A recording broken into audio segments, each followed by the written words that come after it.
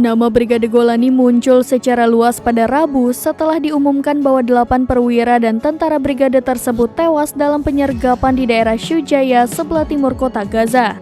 Militer Israel mengaku itu adalah hari di mana Israel merasakan kerugian terburuk sepanjang perang yang telah berlangsung selama 68 tahun.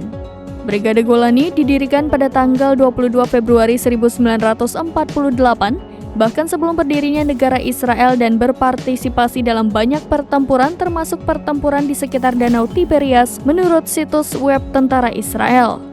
Ini adalah brigade pertama yang bergabung dengan tentara Israel, sehingga juga menyandang nama Brigade 1 milik infanteri dan dianggap sebagai salah satu kekuatan elit di Angkatan Darat. Para prajurit brigade ini dipasang sebagai elit tentara karena beberapa unitnya, terutama Egos, mengalami pelatihan yang keras dan ujian yang ketat terkait dengan pengaturan penyergapan, strategi pengintaian dan kamuflase, serta memerlukan fisik dan kekuatan yang tinggi dalam hal kemampuan tempur. Brigade ini memiliki lambang pohon zaitun berwarna hijau dengan latar belakang kuning. Ia memiliki bendera yang terdiri dari 2 segitiga hijau dan kuning, dan para prajuritnya memakai topi coklat khusus.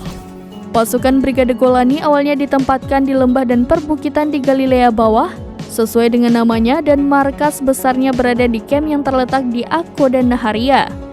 Anggota brigade tersebut berasal dari geng Zionis yang sudah ada sebelum berdirinya Israel, penduduk permukiman di zona pertempuran, dan rekrutan dari daerah lain. Pasukan ini berpartisipasi dalam sebagian pertempuran besar dalam sejarah Israel saat perang melawan pasukan di Lebanon, Suriah, Yordania, dan Irak.